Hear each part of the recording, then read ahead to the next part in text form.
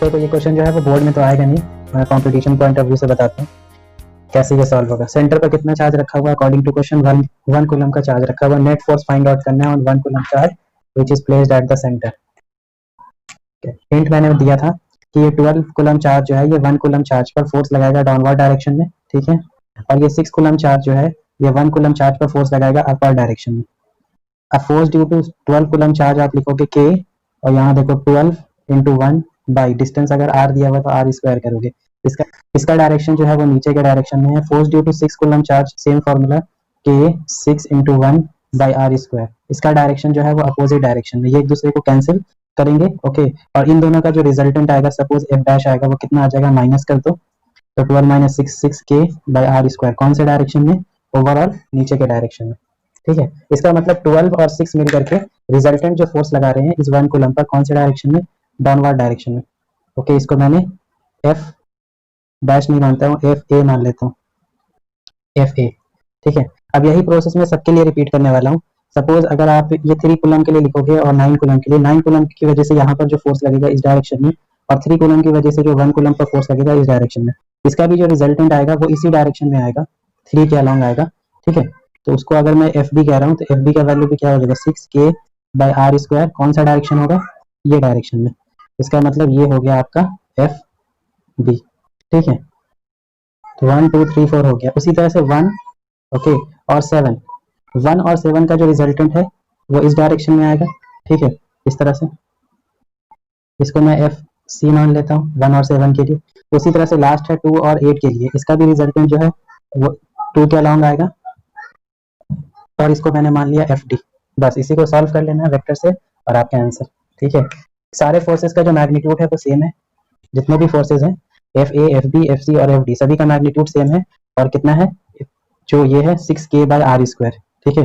Magnitude of A, B, C and D सभी का magnitude जो है वो सेम। रिजल्टेंट फोर्स निकालना, तो एक काम करते हैं, बहुत सारे फोर्सेस होते हैं तो हम लोग क्या करते हैं, कंपोनेंट का हेल्प लेते हैं। सारे फोर्सेस को रिजॉल्व कर दो हॉरिजॉन्टल कंपोनेंट में और वर्टिकल कंपोनेंट, ओके। तो हॉरिजॉन्टल कंपोनेंट में जब आप रिजॉल्व करोगे, नेट फोर्स जो आएगा, नेट फोर्स मैं इस तरह से लिख रहा हूँ, F A plus F B plus F C plus F T, like this. अगर मैं इसको रिजॉल्व कर रहा हूँ, एफ नेट का एक्स कंपोनेंट मुझको लिखना है, सिर्फ एक्स कंपोनेंट। तो देखो एफ ए तो है कंप्लीटली डाउनवर्ड डायरेक्शन में, तो इसका हॉरिजॉन्टल कंपोनेंट क्या हो गया, 0, ठीक है। F B completely horizontal direction में है तो इसको डायरेक्ट लिख दो F B plus F C. अब बताओ ये एंगल कितना होगा और ये एंगल कितना होगा, ठीक है, देख करके 30 डिग्री होगा, ठीक है। आप ऐसे देखो ना, 12 से 6 तक, 12 से अगर 3 तक जाते हो तो 90 डिग्री होगा, तो पहला 30, दूसरा 30 और तीसरा 30, 30 के इंटरवल पर है ये, ठीक है। तो ये छोटा वाला एंगल जो है वो 30 डिग्री है, और ये जो एफ सी के साथ जो एंगल बन रहा है वो 60 डिग्री है। आप एफ सी का कंपोनेंट लिखो एक्स के अलावा, तो आप लिखोगे F C cos 60 degree plus, उसी तरह से आप एफ डी का कंपोनेंट लिखोगे हॉरिजॉन्टल डायरेक्शन में, वो हो जाएगा एफ डी कॉस 30 डिग्री। इस तरह से आपने एक्स को कंप्लीट कर लिया। एफ बी का value 6 K by R square, और इसका भी 6 K by R square, cos 60 का value 1/2 plus 6 K by R square cos 60 root 3/2, 6 K by R square common, 1 plus 1/2 plus root 3/2। ज़्यादा सॉल्व अभी नहीं करेंगे। अब एफ वाई कंपोनेंट लिखते हैं, नेट फोर्स का वाई कंपोनेंट को डिस्कस करते हैं। F A completely Y component में आ जाएगा ये, तो F A plus F B का वर्टिकल कंपोनेंट क्या होगा, 0 होगा क्योंकि ये हॉरिजॉन्टल है, ठीक है। एफ सी का हॉरिजॉन्टल कंपोनेंट अगर इसको रिजॉल्व करोगे तो एक कंपोनेंट इधर आएगा और एक कंपोनेंट ऊपर जाएगा, ठीक है। तो ये हो जाएगा F C sine 60 degree plus F D का कंपोनेंट भी ऊपर के डायरेक्शन में जाएगा, F D sine 30 degree, okay. Magnitude सभी का सेम है, 6 K by R square common हो गया, इसके लिए आप लिखोगे 1 plus sine 60 root 3/2 plus F D sine 30 हो जाएगा 1/2। तो ये हो गया एक्स कंपोनेंट और ये हो गया वाई कंपोनेंट। आई थिंक कुछ छूट गया इसमें। इस साइड को हम लोग ने डिस्कस किया था 11 और 10, 4 और 5, वो छूट गया ना, 11, 5 और 10 और 6, ठीक है। तो इसी तरह से कंटिन्यू कर लेना। यहाँ पे बता देता हूँ 11 और 5 के लिए जो रिजल्टेंट होगा वो नीचे के डायरेक्शन में होगा, और 10 और 6 के लिए, 10 और 4 के लिए भी इस तरह से होगा, मतलब इसमें दो फिगर ऐसे भी होगा और एक ऐसे। ओके, इसके कुछ कंपोनेंट माइनस में आएंगे तो इसको कैंसिल करेंगे, इजी सा रिजल्ट आएगा, टफ नहीं आएगा। ठीक है, आगे स्टार्ट करते हैं न्यू टॉपिक, इलेक्ट्रिक फील्ड। चलो यहाँ देखो, इलेक्ट्रिक फील्ड के बारे में डिस्कस करेंगे। तो आप ये देखो, आपने अभी तक ये पढ़ा कि एक पॉजिटिव चार्ज जो है वो दूसरे पॉजिटिव चार्ज पर फोर्स लगाता है। ठीक है, कितना फोर्स लगाता है वो भी आपको पता है, मगर क्वेश्चन यहाँ पर ये राइज होता है कि ये चार्ज जो है इस चार्ज पर फोर्स क्यों लगा रहा है, इस फोर्स लगाने का रीजन क्या है। फोर्स का मैग्नीट्यूड जानते हो, डायरेक्शन जानते हैं, मगर फोर्स क्यों लग रहा है, ये रीजन क्या है, फोर्स लगने का रीजन क्या है। ठीक है, ये हम लोग डिस्कस करेंगे कि एक पॉजिटिव चार्ज जो है वो दूसरे पॉजिटिव चार्ज पर या एक पॉजिटिव नेगेटिव पर फोर्स क्यों एक्सर्ट करता है। ठीक है, क्यों पॉजिटिव अट्रैक्ट करते हैं, सिमिलर चार्जेस जो है रिपेल हो रहे हैं, अपोजिट चार्जेस अट्रैक्ट हो रहे हैं। तो इस सवाल का जवाब जो है वो कूलम के पास भी नहीं था और न्यूटन के पास भी नहीं था। ठीक ना, न्यूटन का भी कॉन्सेप्ट ये था ना कि दो मासेस जो होते हैं वो एक दूसरे को अट्रैक्ट करते हैं, कितने फोर्स से अट्रैक्ट करते हैं न्यूटन ने फॉर्मूला दे दिया, मगर क्यों अट्रैक्ट करते हैं ये नहीं पता। ठीक है, तो एक साइंटिस्ट थे जिनका नाम था माइकल फैराडे। ओके, उन्होंने ये कॉन्सेप्ट दिया था, फैराडे का एक कॉन्सेप्ट था जिससे ये दोनों कंफ्यूजन दूर हो गया। फैराडे ने ये कहा कि कोई भी, फैराडे ने एक कॉन्सेप्ट दिया फील्ड का। ओके, फील्ड का कॉन्सेप्ट दिया, उन्होंने ये कहा कि कोई भी पॉजिटिव चार्ज जो होता है ना वो अपने चारों तरफ एक रीजन क्रिएट करता है। ओके, एक एरिया क्रिएट करता है, और इसी रीजन में, इसी एरिया के अंदर जब आप कोई दूसरा चार्ज रख देते हो, तब ये चार्ज इस चार्ज पर अकॉर्डिंग टू नेचर, कैसा नेचर है, इसको रिपेल करेगा या अट्रैक्ट करेगा। ठीक है, तो माइकल फैराडे ने जब फील्ड का कॉन्सेप्ट दिया तो ये सारे कॉन्सेप्ट क्लियर हो गए, ग्रेविटेशनल फोर्स भी क्लियर हो गया और कूलम फोर्स भी क्लियर हो गया फील्ड के कॉन्सेप्ट से। ठीक है, तो एक पॉजिटिव चार्ज के अराउंड जो रीजन बनता है, ठीक ना, जो रीजन बनता है, जो एरिया बनता है, ठीक ना, जिसमें अगर आप कोई दूसरा चार्ज रख देते हो तो उस पर फोर्स ऑफ अट्रैक्शन या फोर्स ऑफ रिपल्शन ऐड करता है, तो उसी रीजन को हम लोग कहते हैं इलेक्ट्रिक फील्ड। इसी रीजन को हम लोग कहते हैं electric field. Okay, region around an electric charge such that when another charge is placed it experiences an electrostatic force of attraction or repulsion, that region is called electric field। ठीक है, तो यही है इलेक्ट्रिक फील्ड का concept. उसी तरह से एक मास जो होता है, ओके, ये जो मास होता है अपने चारों तरफ एक रीजन क्रिएट करता है, और उसी रीजन के अंदर अगर आप दूसरा मास रख देते हो तो वो उसको अट्रैक्ट करने लगता है। ठीक है, तो इसको, इसका मतलब ये हो गया कि सपोज यहाँ पर आपके पास एक चार्ज है और आपने एक चार्ज को यहाँ पर प्लेस कर दिया इसके इलेक्ट्रिक फील्ड रीजन से बाहर। ठीक है, तो बाहर रख दोगे तो इस पर कोई भी फोर्स एक्ट नहीं करेगा, या आप ऐसे कह सकते हो कि ये जो चार्ज है आपने काफी दूर रख दिया, इसको कहाँ रख दिया, इन्फिनिटी पर रख दिया। तो इन्फिनिटी का कॉन्सेप्ट ये नहीं होता है कि आप बहुत दूर चले जाते हो, इन्फिनिटी का कॉन्सेप्ट ये होता है कि आप उसके फील्ड से बाहर हो सिंपली। ठीक है, अगर चार्ज इस पर अट्रैक्ट नहीं हो रहा है या रिपेल नहीं हो रहा है, इसका मतलब वो इन्फिनिटी पर रखा हुआ है, दैट इज वो उसके इलेक्ट्रिक फील्ड से बाहर है।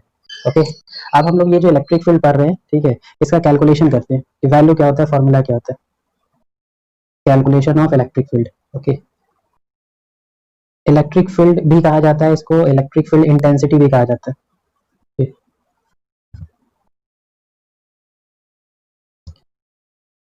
उसको स्टार्ट करने से पहले आपका एक टर्म क्लियर होना चाहिए, और वो टर्म है टेस्ट चार्ज। क्या होता है टेस्ट चार्ज, मतलब ये वर्ड से क्लियर है, ये सिर्फ टेस्ट करने के काम आता है। जैसे टेस्ट चार्ज का यहाँ पर मीनिंग होता है कि एक ऐसा चार्ज, ठीक है, जो इतना छोटा होता है, वेरी स्मॉल चार्ज, इतना छोटा होता है कि इसके वजह से बनने वाला जो इलेक्ट्रिक फील्ड रीजन होता है, जो इलेक्ट्रिक फील्ड ये बनाता है, वो इतना मीन्स वीक होता है कि वो दूसरे चार्ज के इलेक्ट्रिक फील्ड को डिस्टर्ब नहीं करेगा। ठीक है, टेस्ट चार्ज कहने का मतलब एक स्मॉल चार्ज जिसकी वजह से जो इलेक्ट्रिक फील्ड बन रहा है, ये इलेक्ट्रिक फील्ड दूसरे चार्ज के इलेक्ट्रिक फील्ड को डिस्टर्ब नहीं कर सकता, इतना ये वीक है। ठीक है, इसका मतलब हम लोग टेस्ट चार्ज के इलेक्ट्रिक फील्ड को क्या कर सकते हैं, नेग्लेक्ट कर सकते हैं। ठीक है, और एक इसमें वर्ड होगा सोर्स चार्ज, मतलब जो टेस्ट चार्ज नहीं है वो क्या कहलाएगा, सोर्स चार्ज। ठीक, अब यहाँ देखो, सपोज यहाँ पर आपका एक सोर्स चार्ज रखा हुआ है कैपिटल की। ठीक है, इसने अपने चारों तरफ ये बना लिया इलेक्ट्रिक फील्ड। ओके, और इसमें आपने एक चार्ज रख दिया, सपोज आपने इसमें 10 कूलम का एक चार्ज रख दिया। ओके, तो ये पॉजिटिव इस पॉजिटिव पर फोर्स लगा रहा है, कितना फोर्स लगा रहा है, F is equal to K Q, Q, इस क्यू मान लो इसको small Q, by distance R है, आर स्क्वायर। ठीक है, फोर्स का वैल्यू आपने फाइंड आउट कर लिया। अब एक काम करो, इसमें थोड़ा सा प्रॉब्लम ये हो गया कि मान लो आपने 10 कूलम हटा करके फिर यहाँ पर 20 कूलम रख दिया। अब जैसे ही आप 20 कूलम रखोगे, यहाँ पर फोर्स जो लग रहा था वो भी चेंज हो जाएगा, क्योंकि आपने क्यू को चेंज कर दिया। ठीक है, तो क्यू जब आप चेंज करोगे तो फोर्स भी क्या हो जाएगा, चेंज हो जाएगा। यहाँ पर 30 कूलम रख दोगे तो फिर से फोर्स चेंज हो जाएगा। सिंपल सा कहने का मतलब डिफरेंट डिफरेंट चार्ज के लिए डिफरेंट डिफरेंट फोर्स आ रहा है। ओके, डिफरेंट डिफरेंट चार्ज के लिए डिफरेंट डिफरेंट फोर्स आ रहा है। तो यहीं पर हम लोग डिफाइन करते हैं इलेक्ट्रिक फील्ड इंटेंसिटी या सिंपली इलेक्ट्रिक फील्ड को डिफाइन करते हैं। ओके, देखो जैसे आप मार्केट में जाते हो और आपको कुछ सपोज एप्पल खरीदना है, तो अगर सामने वाला जो शॉपकीपर है वो इस तरह से रेट बताता है कि 5 एप्पल जो है वो 15 रुपए का है, 15 एप्पल जो है वो 45 रुपए का है, 9 एप्पल जो है वो 27 रुपए का, 6 एप्पल जो है वो 18 रुपए का, ठीक है, तो आप थोड़ा कंफ्यूज हो जाओगे ऐसा रेट क्यों है। आप उससे एक ही सवाल पूछोगे कि एक एप्पल का रेट क्या है, ठीक है, तो बताओ एक एप्पल का रेट कितना था, ठीक है, 5 रुपीज आया, 5 आया, आपने क्या किया, डिवाइड किया ना, आपने क्या किया, डिवाइड कर दिया, 15 को 3 से डिवाइड कर दिया तो 5 आ गया, तो आपको ये पता चल गया कि एक एप्पल का रेट जो है वो 5 रुपए है। ओके, 5 रुपीज है, तो आप चाहो तब जितने भी एप्पल ले लो, बस सिंपली उसको 5 से मल्टीप्लाई करना होगा। वही प्रॉब्लम यहाँ पर भी हो रहा था, डिफरेंट डिफरेंट चार्ज के लिए डिफरेंट डिफरेंट फोर्स आ रहा था, तो आपने ये कहा कि मुझको ये बताओ कि अगर यहाँ पर 1 कूलम चार्ज रखा होता, अगर 1 कूलम चार्ज रखा होता है तो कितना फोर्स लगता है। अगर ये आपको पता चल जाए तो 2 कूलम पर कितना लगेगा, सिंपली 2 से मल्टीप्लाई कर देंगे, 10 पर कूलम पर कितना लगेगा, सिंपली 10 से मल्टीप्लाई कर देंगे, ठीक ना। वही बात होगी, जब आपको एक एप्पल का रेट पता चल जाएगा तो आप चाहे जितने भी एप्पल का रेट निकाल सकते हो। तो आपने क्या किया था, एप्पल का रेट निकालने के लिए डिवाइड किया था, वही कॉन्सेप्ट यहाँ पर भी लगा दो। इस पर फोर्स कितना लग रहा है, एफ, और उसको 4 से डिवाइड कर दो।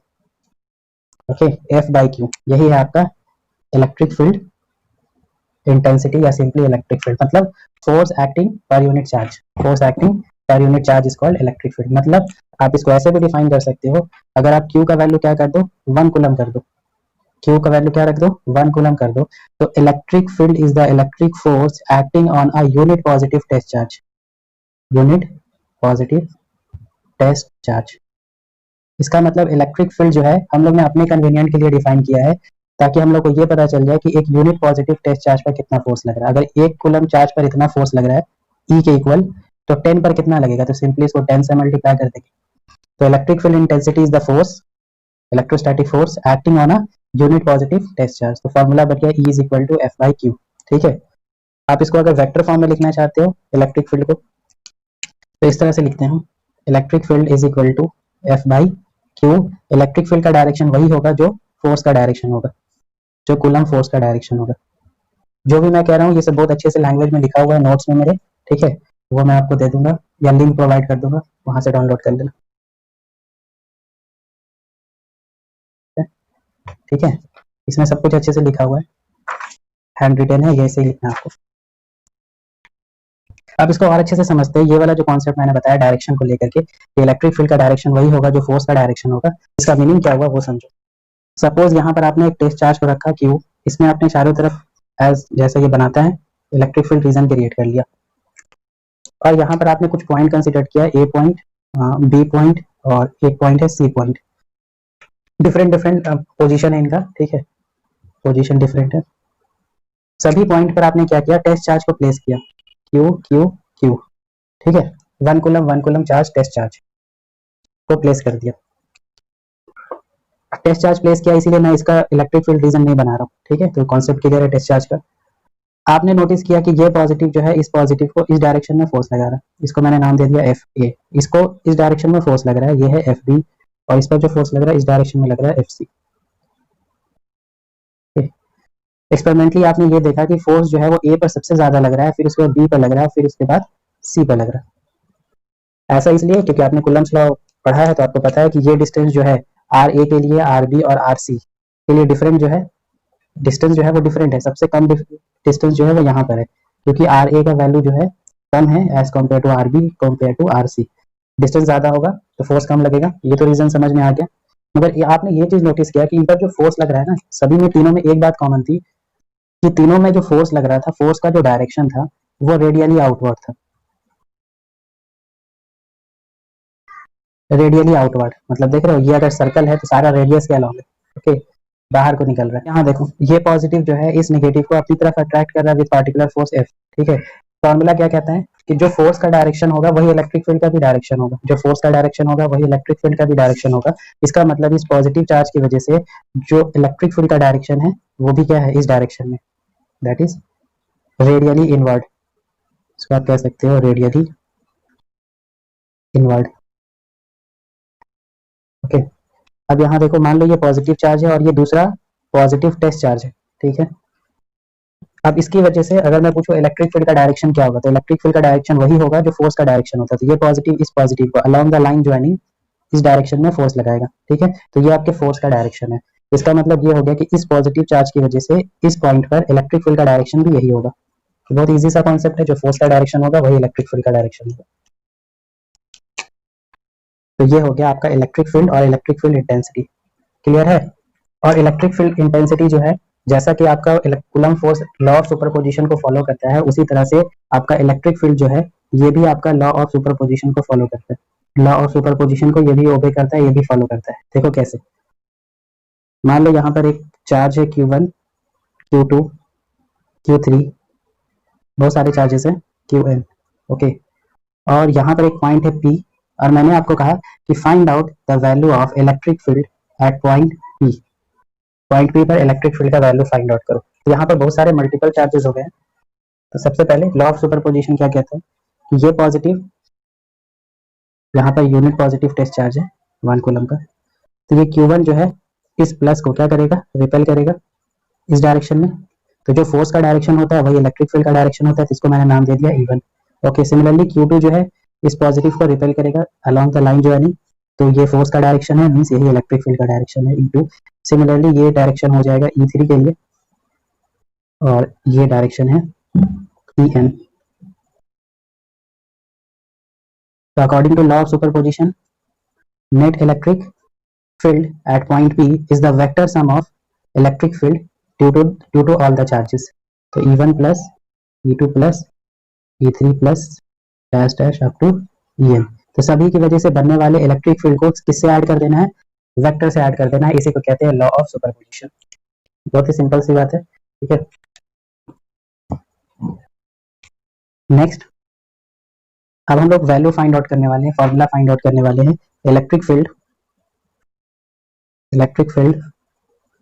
Due to point charge. एक पॉइंट चार्ज की वजह से इलेक्ट्रिक फील्ड का वैल्यू क्या होगा, मींस मैं ये कहना चाह रहा हूँ कि मान लो आपके पास एक चार्ज है Q, ओके, और मैंने पूछा कि बताओ इससे r डिस्टेंस पॉइंट P पर इलेक्ट्रिक फील्ड का वैल्यू क्या होगा, ये क्वेश्चन है, ठीक है।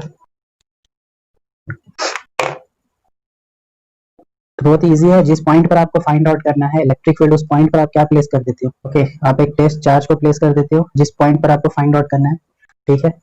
अब ये पॉजिटिव इस पॉजिटिव पर फोर्स लगाएगा इस डायरेक्शन में, ये रहा F, ठीक है।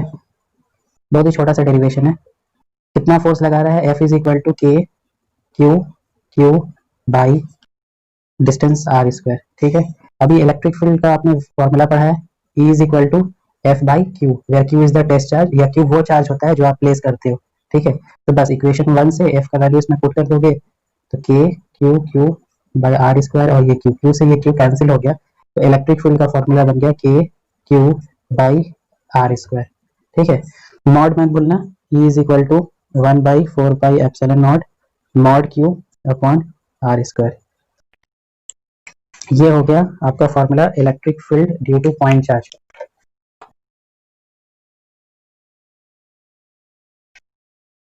और डायरेक्शन कैसे फाइंड आउट करते हैं, तो डायरेक्शन में कोई प्रॉब्लम नहीं, जो डायरेक्शन फोर्स का होता है वही डायरेक्शन इलेक्ट्रिक फील्ड का होता है।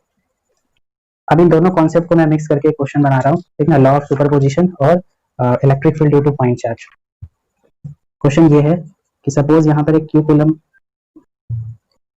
Q is equal to 10 micro coulomb का एक चार्ज है, 3 मीटर डिस्टेंस, यहाँ पर एक सेकंड चार्ज है, ये भी 10 माइक्रो कूलम है, और मैंने यहाँ से 4 मीटर इस पॉइंट पर, पॉइंट P पर इलेक्ट्रिक फील्ड फाइंड आउट करना है, electric field at point P find out करना है आपको, ठीक है। दो चार्जेस हैं, 10 कूलम 3 मीटर पर रखे हुए, इन दोनों चार्जेस की वजह से बताओ यहाँ पर पॉइंट P पर जो कि 4 मीटर है, इस चार्ज से क्या होगा इलेक्ट्रिक फील्ड का वैल्यू, ठीक है।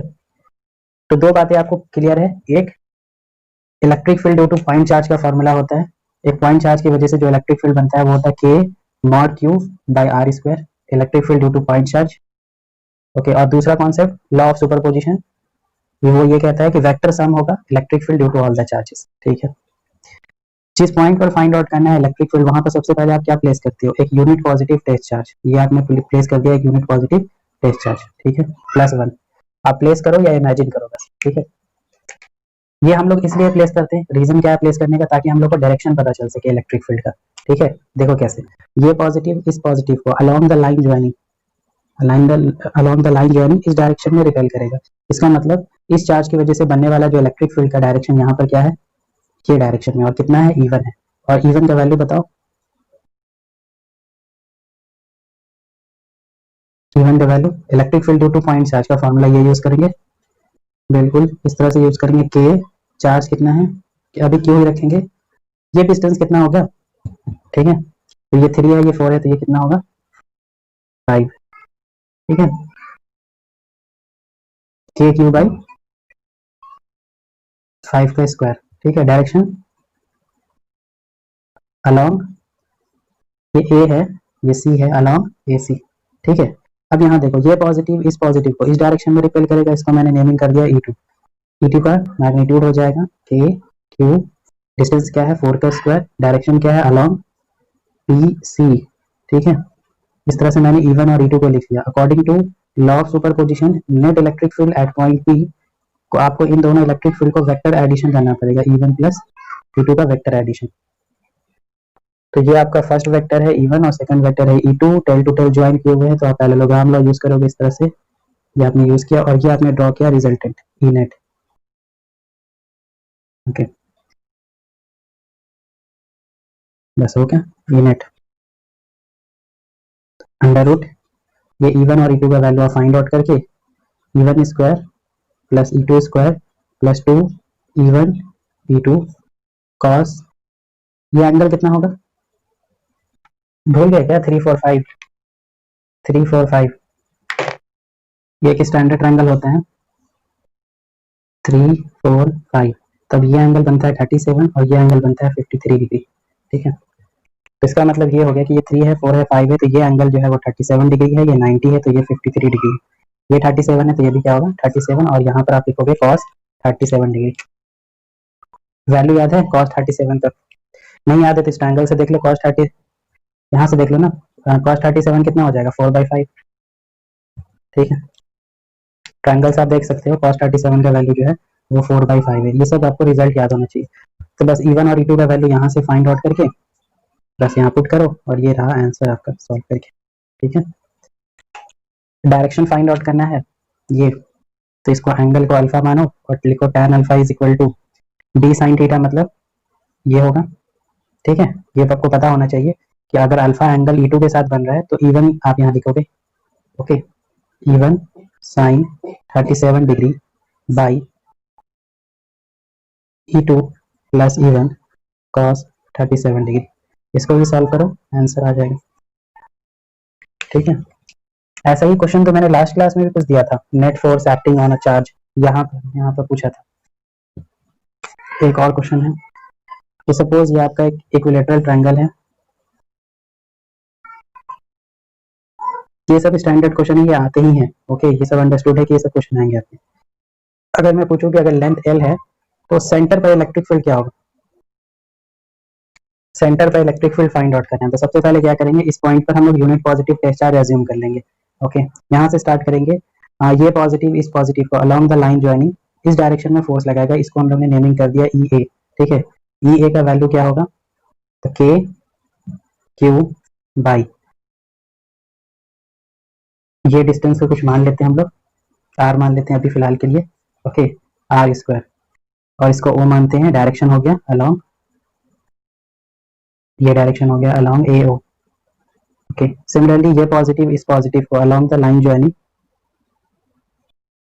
इस डायरेक्शन में रिपेल करेगा, ये हो गया आपका ई बी, तो सिमिलरली अगर आप ई बी को लिखोगे तो ई बी का वैल्यू भी सेम ही हो जाएगा, ई बी हो जाएगा के क्यू, और इसके लिए भी डिस्टेंस क्या हो जाएगा आर स्क्वायर, डायरेक्शन चेंज हो जाएगा अलोंग पी ओ, ठीक है। सिमिलरली ये पॉजिटिव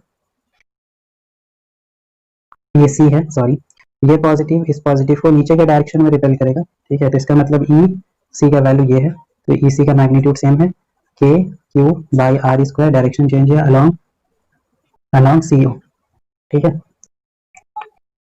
देखते हैं सारे फोर्सेस एक दूसरे को कैंसिल कर रहे हैं या नहीं कर रहे हैं, अगर कैंसिल कर देते हैं तो आंसर तो जीरो हो जाएगा, ठीक है। तो उसके लिए सबसे पहले आपको ये आर फाइंड आउट करना पड़ेगा, क्योंकि आर का वैल्यू आपको पता नहीं है, एल दिया हुआ है साइड लेंथ, तो ये रिलेशन अभी मैं बता दे रहा हूँ, मगर हमें अब याद रखना हमेशा, अगर कोई इक्विलेटरल ट्रायंगल है, ठीक है, और ये अगर आप ये मीडियन ड्रॉ करते हो, तो पॉइंट ऑफ इंटरसेक्शन को कहते हैं सेंट्रॉइड, और सेंट्रॉइड जो है वो इस लाइन को 2:1 के रेशियो में डिवाइड करता है, ठीक है। ये लाइन, ओके, ये लेंथ और ये लेंथ, मतलब ये लेंथ और ये लेंथ और ये लेंथ सब इक्वल होते हैं, ठीक है। कितना होता है वो देख लो। अगर ये आपका एल्टीट्यूड है, ठीक है, ये एंगल 60 डिग्री है और ये लेंथ एल है, तो ये एल्टीट्यूड जो आप लिख रहे हो ए बी, तो A B is equal to क्या हो जाएगा, L sine 60 degree, that is √3 L/2, ठीक है। आपको ये कंप्लीट लेंथ पता चल गया, यहाँ से लेकर यहाँ तक का लेंथ जो है वो √3 L/2 है, तो इसका रेशियो क्या है 2 है और इसका रेशियो क्या है 1 है। तो इसका मतलब ये लेंथ अगर आपको सिर्फ चाहिए, जिसको हम लोग ने r माना है, ठीक है, तो r का वैल्यू हो जाएगा 2, टोटल कितना है 3 इंटू √3 L/2, 2 से ये 2 कैंसिल हो जाएगा, तो ये हो जाएगा L/√3, ठीक है। इस तरह से आप r का वैल्यू फाइंड आउट कर लेते हैं। तो ये रिजल्ट याद रखना, इक्विलेटरल ट्रायंगल में ये जो लेंथ होता है वो L/√3 होता है। तो जहां जहां मैंने r स्क्वायर लिखा है वहां पर L/√3 का स्क्वायर कर देना है, ठीक है। उस पर बाद में आएंगे, अभी इतना इशू नहीं है क्योंकि सभी का मैग्नीट्यूड तो सेम ही है ना, ओके। एक काम करते हैं, पहले इन दोनों फोर्सेस को ऐड कर देते हैं और जो रिजल्ट आएगा उसको इसके साथ देखते हैं क्या करते हैं, ठीक है। इसके साथ इसको ऐड करेंगे। तो सबसे पहले ये बताओ, अगर मैं ई ए और ई बी को मैं ऐड करता हूँ और उसका नाम दे देता हूँ ई डैश, तो E dash is equal to E A plus E B है। इन दोनों का मैग्नीट्यूड सेम है, तो डायरेक्ट फॉर्मूला आप लिख सकते हो 2a cos θ/2, 2a that is magnitude cos, ये एंगल कितना है यहाँ पर, ये फिगर में नहीं दिख रहा है आपको, अगर इस तरह से आप कट करोगे तो ये एंगल और ये एंगल सब तो इक्वल ही होगा, और कितना होगा 120 होगा, तभी तो टोटल 360 बनेगा। ओके, cos 120 का हाफ करना पड़ेगा, cos 120 का हाफ करोगे तो 60 हो जाएगा, और 60 जो है वो हाफ और 2 से ये कैंसिल हो जाएगा, KQ/r²। r का वैल्यू लिखना है तो लिखो KQ/L²3, ठीक है। क्वेश्चन फर्स्ट, इसका डायरेक्शन क्या होगा, तो पैरेललोग्राम लॉ यूज करो, तो डायरेक्शन तो ऊपर की डायरेक्शन में जाएगा, ये हो गया आपका ई डैश, ओके। अब ई डैश और ई सी एक दूसरे के अपोजिट है, ओके। ई डैश और ई सी जो है वो एक दूसरे के अपोजिट है, तो E net is equal to E dash plus E C, एक दूसरे के अपोजिट है, ये एक दूसरे को कैंसिल करेंगे, ठीक है। तो ई सी इसका मैग्नीट्यूड कितना होगा देख लेते हैं, के क्यू आर स्क्वायर करोगे, इसका स्क्वायर करोगे, ये एल स्क्वायर हो जाएगा, ये 3 हो जाएगा, डायरेक्शन क्या होगा अलोंग सी ओ। तो आप देख सकते हो ई सी और ई डैश दोनों का मैग्नीट्यूड सेम आ रहा है, यहाँ देखो ई डैश का मैग्नीट्यूड और ये ई सी का मैग्नीट्यूड दोनों सेम है, और दोनों का डायरेक्शन अपोजिट है, ई डैश का डायरेक्शन ऊपर के डायरेक्शन में है, तो ई सी का डायरेक्शन नीचे के डायरेक्शन में, magnitude same direction opposite, E net का वैल्यू 0। ओके, रीजन अगर अच्छे से लिखना है तो ऐसे लिख देना, क्योंकि यहाँ पर E dash is equal to minus of E C, magnitude से डायरेक्शन अपोजिट है, दैट्स व्हाई रिजल्टेंट जो है 0। तो ये रिजल्ट याद रखो अगर एमसीक्यू में आता है ये क्वेश्चन। सपोज यहाँ पर एक चार्ज क्यू है, ओके, और डी डिस्टेंस पर एक नया चार्ज है 9 times of charge Q, find the point where electric field is 0। एक ऐसा पॉइंट बताओ जहां पे इलेक्ट्रिक फील्ड का वैल्यू 0 होगा,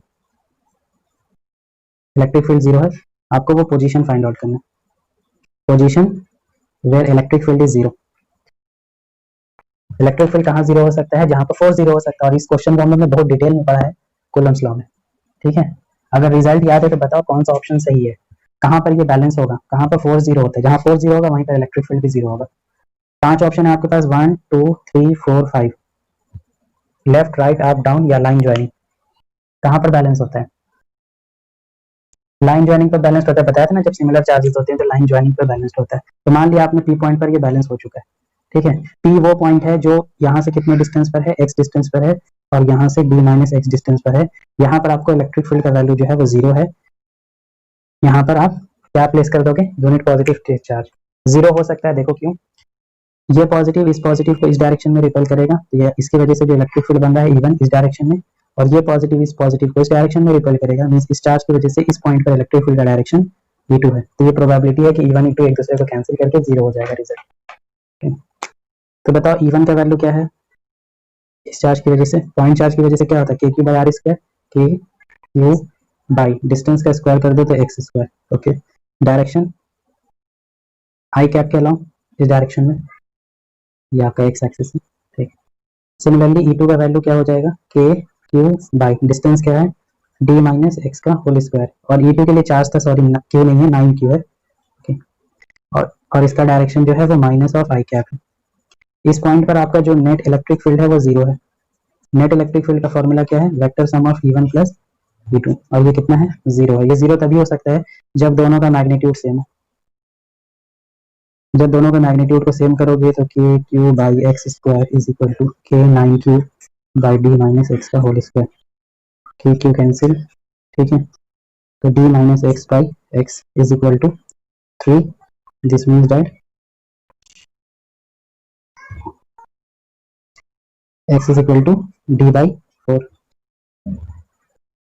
मतलब ये चार्ज से डी बाई 4 डिस्टेंस पर आपका इलेक्ट्रिक फील्ड का वैल्यू जो है वो जीरो हो जाएगा। और भी क्वेश्चन आ सकते हैं, जैसे आपने कूलम फोर्स में क्वेश्चन बनाए थे वो सारे क्वेश्चन यहाँ पर भी वैलिड है। मान लो ये एक स्क्वायर है, ओके, और यहाँ पर चार्जेस प्लेस्ड है, ओके, और मैंने आपसे पूछा कि पॉइंट बी पर बताओ इलेक्ट्रिक फील्ड का वैल्यू क्या होगा, ठीक है, net electric field at point B, ठीक है। ये क्वेश्चन सॉल्व हो जाएगा जैसा आपने पहले किया था फोर्स के लिए, बिल्कुल वही कॉन्सेप्ट है, बिल्कुल हो जाएगा ये, ठीक है। अच्छा, एक क्वेश्चन और है। क्वेश्चन है कि 4 particles each having charge q are placed on the 4 vertex of a regular pentagon. The distance of each corner from the center is a. Find the electric field at the center of the pentagon. Okay. तो सिर्फ 4 ही vertex पर charge place किया गया है और जो pentagon का centre है वो सभी चार्ज से जो डिस्टेंस है वो a डिस्टेंस पर है। तो आप बताओ इलेक्ट्रिक फील्ड कितना होगा सेंटर पर, electric field at the centre of pentagon. Zero मत बोलना, ठीक है, जीरो हो सकता था अगर सभी पर चार्ज होता, रिचार्ज मिसिंग, मगर कॉन्सेप्ट अभी भी वही यूज होगा कि अगर सभी पर चार्ज होता तो सेंटर पर कितना होता, जीरो। ट्राई करो, बहुत इजी है, 2 लाइन में आंसर आ जाएगा। आपको सिर्फ एक ही कॉन्सेप्ट पता है इस क्वेश्चन में कि अगर सभी वर्टेक्स पर चार्ज होता तो सेंटर पर चार्ज, सेंटर पर इलेक्ट्रिक फील्ड तो जीरो होता। ओके, तो एक काम करते हैं, यहाँ पर भी चार्ज प्लेस कर देते हैं, ई पॉइंट पर भी। अगर अब मैं पूछूंगा कि सेंटर पर इलेक्ट्रिक फील्ड कितना है तो सारे इलेक्ट्रिक फील्ड ऐड हो जाएंगे, that is E A plus E B plus E C plus E D electric field due to all the charges plus E E, कितना हो जाता सेंटर पर, जीरो हो जाता, ठीक है। मतलब सभी एक दूसरे को बैलेंस करके जीरो कर देते हैं सेंटर पर। इसका मतलब आप ऐसे भी तो लिख सकते हो कि इन चार का सम जो है वो 5वें के बराबर है, मतलब ये कि E A plus E B plus E C plus E D is equal to minus of E E. मतलब ये चार मिलकर के जो इलेक्ट्रिक फील्ड बना रहे हैं उसका ये रिजल्टेंट अपोजिट डायरेक्शन में इलेक्ट्रिक फील्ड बना दे रहा है, जिसकी वजह से सब एक दूसरे को कैंसिल करके जीरो हो जा रहा है। ये भी तो कह सकते हो आप, ये अगर सारे मिलकर के जीरो कर रहे हैं मतलब इन चार की वजह से जो इलेक्ट्रिक फील्ड बन रहा है वो ये अकेला इलेक्ट्रिक फील्ड उतना बना रहा है अपोजिट डायरेक्शन में। ये भी तो मीनिंग हुआ इस लाइन से, ठीक है। हाँ, तो ये चार की वजह से इलेक्ट्रिक फील्ड तो आप नहीं बता सकते हो, काफी ज्यादा कॉम्प्लेक्स हो जाएगा, मगर इन चार की वजह से जो इलेक्ट्रिक फील्ड है वो इस वाले इलेक्ट्रिक फील्ड के बराबर है, और ये एक सिंगल चार्ज है, और एक सिंगल चार्ज की वजह से ए डिस्टेंस पर इलेक्ट्रिक फील्ड कितना होता है, 1/4 पाई epsilon not Q by A square. इस चार्ज की वजह से इलेक्ट्रिक फील्ड कौन से डायरेक्शन में, ई ओ के डायरेक्शन में है, तो इन सभी चार्ज की वजह से 1 2 3 4 की वजह से जो इलेक्ट्रिक फील्ड का डायरेक्शन होगा इसके अपोजिट होगा ना, तभी तो ये ब्लू वाला जो है ग्रीन को बैलेंस करेगा, ठीक ना, तभी तो ये इसको बैलेंस कर पाएगा। मतलब इन चार की वजह से जो इलेक्ट्रिक फील्ड बनेगा, ओके, उसका मैग्नीट्यूड ऑफकोर्स इतना होगा, मगर डायरेक्शन क्या होगा, इस वाले के अपोजिट होगा। इसीलिए मैंने लिखा ये है electric field due to point E charge, ठीक है। मगर ये जो आपने लिखा electric field due to the remaining 4 charge that is system of charge, system of charge की वजह से मैग्नीट्यूड तो सेम होगा मगर डायरेक्शन क्या होगा, ओ ही होगा, तभी तो बैलेंस करके जीरो होगा, ठीक है। तो ये आपका फाइनल आंसर। समझ में आ गया क्वेश्चन, 1 to 4 तो कर लिया था आपने, 4 to 38 तक कर सकते हो। चलो नेक्स्ट क्लास में हम लोग पढ़ेंगे डायपोल के बारे में।